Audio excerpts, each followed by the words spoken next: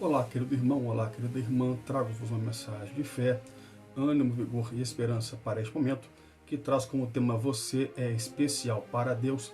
Tem como texto base Deuteronômio, capítulo 32, versículo 10, que nos fala o seguinte: achou-o numa terra deserta e num ermo solitário, cheio de uivos, cercou-o, instruiu-o e guardou-o como a menina do seu olho. O versículo lido faz parte do contexto do louvor entoado por Moisés pouco antes da sua partida. Moisés engrandece a soberania de Deus.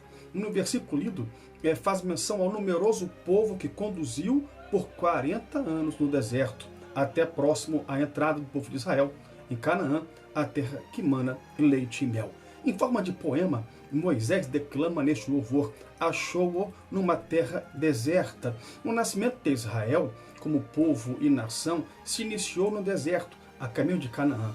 Após a saída do Egito, foi no deserto que Deus lhe deu as leis que norteariam as suas vidas, muitas das quais ainda sobrevivem até o dia de hoje. Foi no deserto que Deus lhes manifestou sua glória, fez água sair da rocha, fez aves codornizes alterarem sua rota marítima e entrar deserto afora, só para alimentar o povo que havia se enfastiado do maná.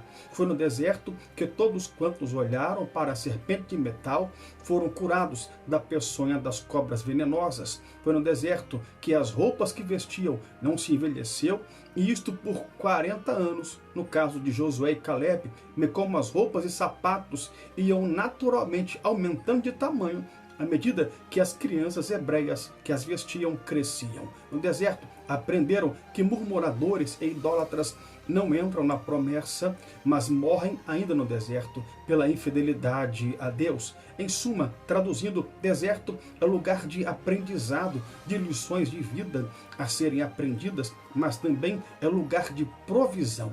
Deus não deixa faltar o pão sobre a tua mesa jamais. Ele é teu provedor e, se for necessário, Ele opera milagre só para poder te alimentar. A segunda parte deste versículo, que faz parte de um louvor de glorificação a Deus, entoado por Moisés, como dissemos, Moisés assim afirma: achou-o numa terra deserta e num ermo solitário cheio de uivos. Ermo é um substantivo que nomeia um lugar despovoado, deserto, desabitado, descampado, sem nenhum habitante retirado, lugar abandonado, isolado, que está entregue ao nada. Locais assim ninguém gosta de passar, né? As pessoas evitam locais desse tipo, lugar deserto, mal iluminado. Geralmente se procura locais mais iluminados e de preferência que haja circulação de pessoas para se caminhar. Isso transmite então uma certa segurança em relativa confiança, locais iluminados e com uma certa circulação de pessoas. Na pregação passada falamos sobre depressão, que é um mal do século, e um dos sintomas da depressão é o desejo de se isolar, de não ver ninguém, de curtir sozinho a sua solidão e depressão. É uma das piores coisas para o ser humano, principalmente depressivo, é estar em meio a uma multidão e sentir-se só, abandonado, sozinho. É quando ninguém lhe presta atenção, quando as pessoas não te valorizam, não reconhecem o teu valor, quando preferem outros a você, a sua companhia. A impressão que se dá é de que se está em um local ermo, solitário, deserto, desabitado, onde só existe você, ainda que você esteja em um local com inúmeras pessoas, né, com inúmera circulação de pessoas, assim mesmo começa a depressão. Mas só Jesus, amigo fiel, pode retirar o vazio do coração, preenchê-lo com a sua santa palavra, amor e paz. O louvor por Moisés entoado nesse versículo diz: achou-o numa terra deserta, falamos, num ermo solitário, também falamos, cheio de uivos. Quando se fala em uivos, logo se vem à mente lobos ou alcateia de lobos. Pois bem, o uivo é o meio característico através do qual os lobos mantêm contato entre si, já que trabalham em grupo e usam deste meio de comunicação para se encontrarem quando se veem. Os lobos vivem geralmente em alcateias, que são suas famílias. Nesses grupos há um casal denominado, dominante, denominado de alfa, em que os demais geralmente aguardam a instrução deste. para como proceder, se atacar ou esperar. Quando se fala em lobo, não são lembranças boas que nos ocorrem, que nos vêm à mente. Até porque os lobos vivem em alcateia, em bando. E uma alcateia de lobos famintos ao avistar comida não pensa duas vezes. Uma terra deserta traz insegurança. Um local ermo traz insegurança. Porém, uma terra deserta, um local ermo e solitário, de presença humana, infestado por um alcateia de lobos, definitivamente é o local a se evitar a qualquer custo. Lobo aqui remete-nos ao adversário da igreja, que com sua ordem de maléficos anjos tenta nos prejudicar a todo instante e momento. Isto tudo traz insegurança. Contudo, na última parte do versículo tema, Moisés então entoa: cercou-o, instruiu-o e guardou-o como a menina dos seus olhos, a menina do seu olho, melhor dizendo, cercou-o. Isto remete à função do guarda-costas profissional, requisitado por famosos e pessoas influentes, com vistas a lhes guardar e resguardar de inconvenientes e até da sua própria vida, em caso de um ataque iminente à pessoa protegida. Cercou fala então de segurança.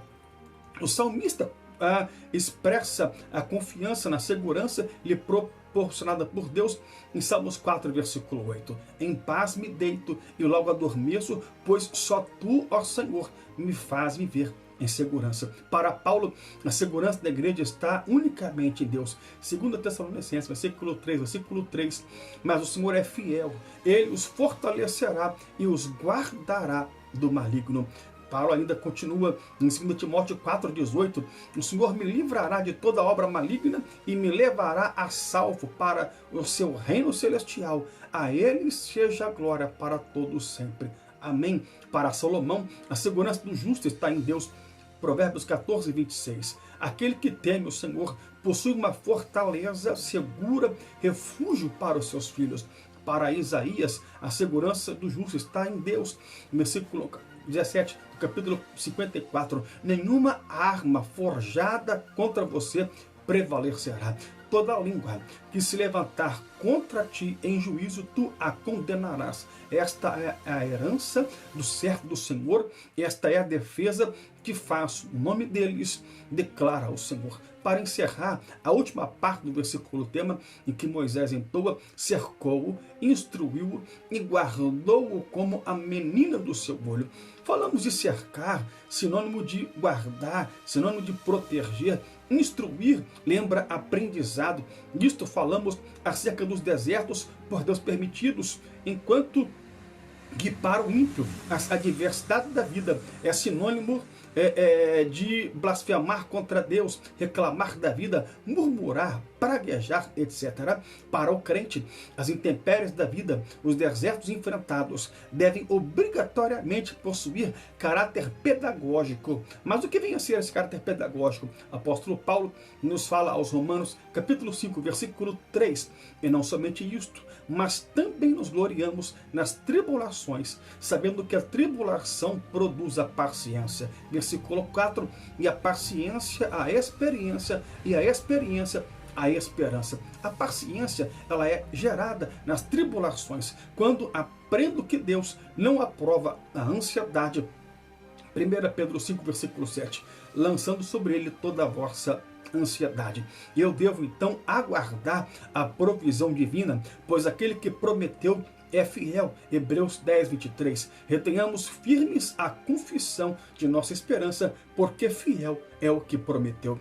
Enquanto a adversidade da vida para os ímpios é sinônimo de xingamentos, para o crente é sinônimo de aprendizado, de lapidação, de forjamento de caráter por parte do nosso Deus. Oleiro por excelência, e nós vaso de barro nas suas mãos. Falamos de cercar, cercou, deste versículo, sinônimo de segurança de Deus nos propiciada diante do mal que se nos espreita, mas a parte final do versículo tema diz, guardou-o como a menina do seu olho. No corpo humano, a menina do olho é a pupila, que nada mais é senão a parte do olho com um orifício de diâmetro regulável, que está situada entre a córnea e o cristalino, e no centro da íris, responsável pela passagem da luz do meio exterior até os órgãos sensoriais da retina. Quando olhamos na direção de algum objeto, a imagem atravessa a córnea e chega à íris, que regula a quantidade de luz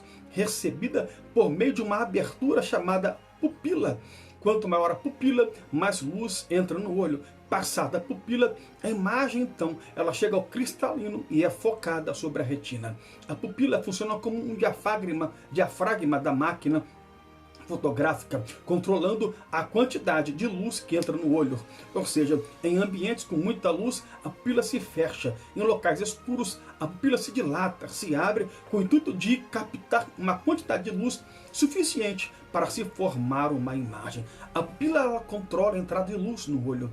Dilata-se em ambiente com pouca claridade e estreita-se quando a iluminação ela é maior. Esses ajustes permitem que a pessoa enxergue bem à noite e evitem danos à retina quando a luz ela é mais forte. Ou seja, a menina do olho, a pupila, apesar de pequena no nosso corpo humano, possui, porém, grande utilidade e importância. O seu valor é inestimável, apesar de seu diminuto e seu pequeno tamanho. Sem a pupila, não haveria entrada de luz em nossos olhos, nem tampouco a entrada e posterior formação de imagens aos nossos olhos, na quais vemos, enxergamos e captamos. Quando se fala em menina do olho, se fala em algo especial, se fala sobre alguém que possui prestígio, que tem um significado que é especial.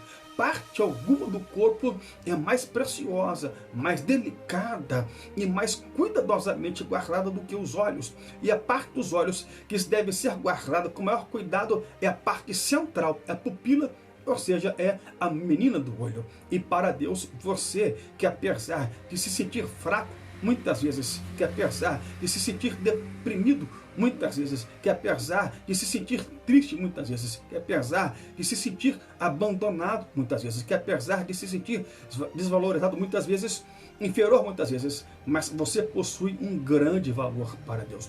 Lucas 22:31, diz também o Senhor: Simão Pedro, eis que Satanás vos pediu para vos cirandar como trigo, mas eu roguei por ti, para que a tua fé não desfaleça, e tu, quando converteres, confirma a teus irmãos. Quando pensares em parar, lembre-se, você é tão importante para Deus, que Ele enviou o seu único Filho para te resgatar do império do pecado e do mal, e te guardar, te proteger, até a sua volta gloriosa, a te buscar. Não desista da vida.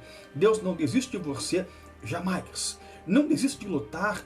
Esta luta não é tua, mas é de Deus. E como general está à tua frente para te fazer vencer. Você é especial para Deus. Tenha um dia abençoado em Cristo Jesus.